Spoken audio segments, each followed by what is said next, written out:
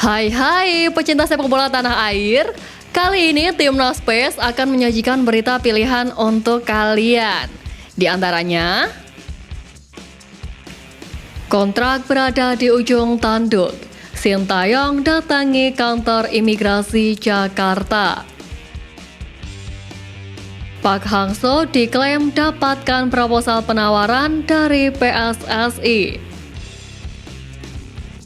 Raja Nainggolan beri dampak positif untuk sepak bola tanah air.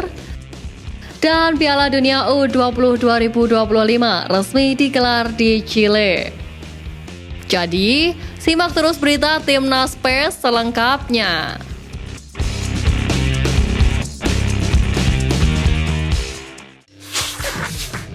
Seperti diketahui, gelaran Piala Dunia U17 telah usai beberapa waktu lalu. Timnas Indonesia U17 tampil cukup mengejutkan pada ajang bergengsi level usia tersebut. Pasalnya, Timnas Indonesia U17 sukses mengantongi 2 poin dengan tim-tim langganan Piala Dunia. Ya, skuad Garuda Asia sukses membawa hasil imbang atas Ekuador dan Panama. Namun sayangnya Arhan Kakak dan kolega gagal di laga penutup fase grup usai kalah 3-1 atas Maroko. Sementara itu, pelatih Timnas Indonesia U17 Bima Sakti mengungkapkan kesannya selama memimpin skuad Garuda Asia di ajang Piala Dunia U17 2023. Dalam Instagram pribadinya, ia mengungkap bahwa niat baik membawanya ke tempat yang baik. Selain itu, Bima Sakti juga mengungkapkan terima kasih kepada Presiden Joko Widodo, Ketua Umum PSSI Erick Thohir, dan seluruh staf pelatih Timnas Indonesia U17. Lantas, ada apakah dengan kesan yang disampaikan oleh Bima Sakti tersebut? Jelang diadakannya TC untuk persiapan Piala Asia 2023, Mark Lok, Rahmat Irianto, dan Edo Febriansyah jadi perwakilan Persib Bandung yang dipanggil untuk menjalani pemusatan latihan. TC ini bakal digelar di Turki pada 20 Desember hingga 6 Januari mendatang. Bagi Mark Lok, agenda ini memangkas liburnya karena Persib akan menghadapi Bali United pada Senin malam.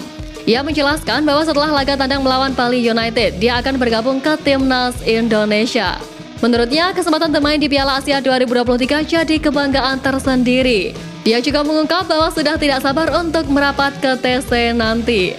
Di samping itu, TC ini dipastikan akan memangkas libur pemain karena Liga 1 akan kembali dijalankan pada bulan Februari.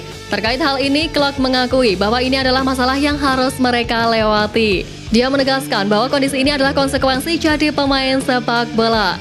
Namun kesempatan bisa membela Timnas akan jadi sesuatu yang luar biasa dalam karirnya. Sebagaimana diketahui, Raja Nainggolan didatangkan Bayangkara FC pada putaran kedua Liga 1 musim ini. Pada laga pekan ke-23, Bayangkara FC bertemu dengan Persita di Stadion Patriot Candrabaga Minggu semalam.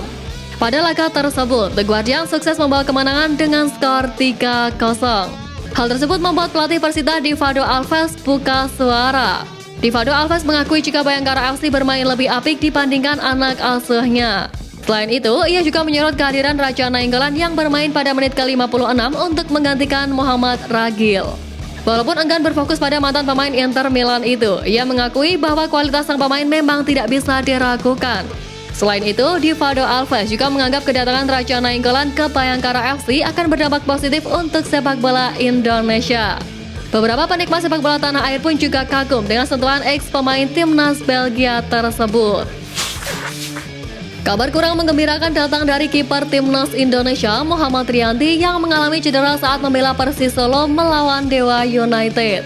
Kabar tersebut datang langsung dari dokter tim Persis, Iwan Wahyu Utomo.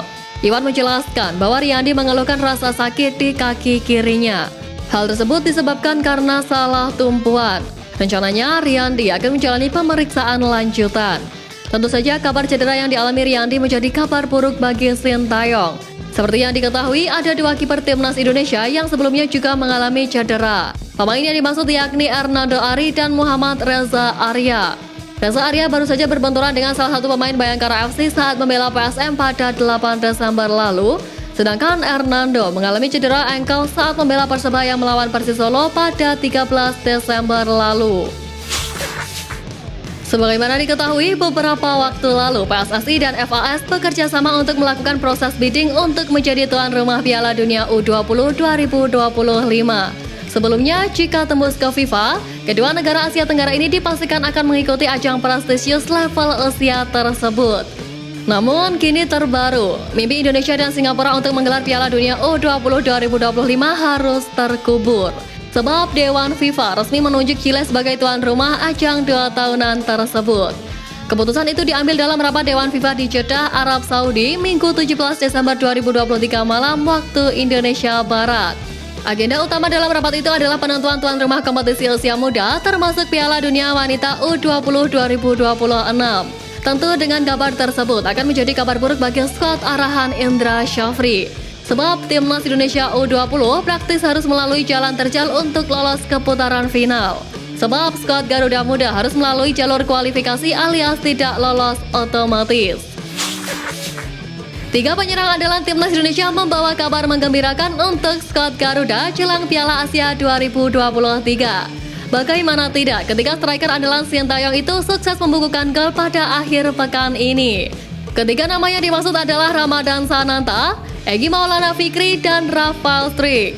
2 nama pertama membukukan gol pada laga yang sama. Pertandingan yang dimaksud adalah Persis Solo versus Dewa United pada pekan ke-23 Liga 1 musim ini. Ramadan Sananta mencetak gol pembuka yang sempat membawa Persis Solo unggul pada menit pertama. Namun, Egy Maulana Fikri memberikan gol balasan yang menjadi penentu kemenangan pada laga ini lewat golnya pada menit ke-74.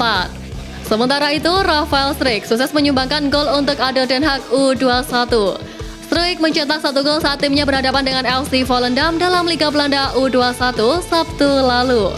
Diharapkan ketika pemain tersebut juga bisa tampil impresif bersama timnas Indonesia di Piala Asia 2023 nanti.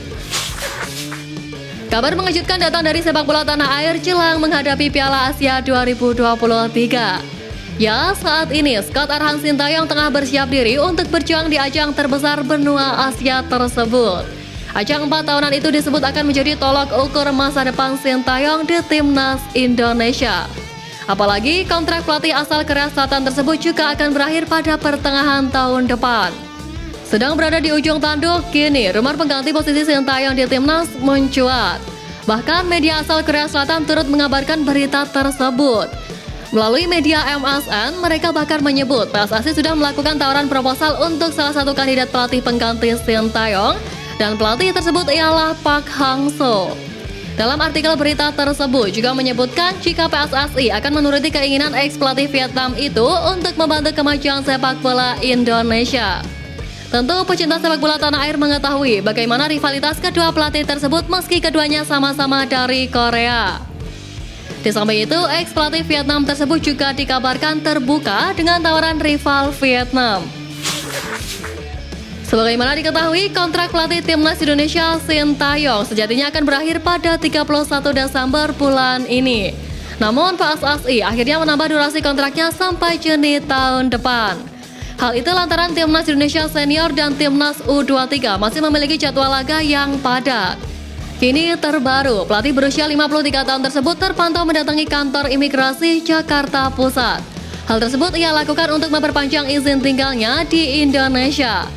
Sebab berdasarkan laman resmi Ditjen Imigrasi, setiap orang asing di wilayah Indonesia wajib memiliki izin tinggal di Indonesia.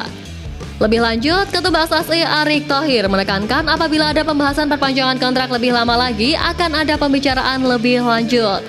Sebab PSSI akan melihat performa Sintayong terlebih dahulu dalam beberapa agenda timnas Indonesia ke depan. Tentu banyak supporter timnas berharap agar pelatih asal Korea Selatan itu tetap melatih skuad Garuda.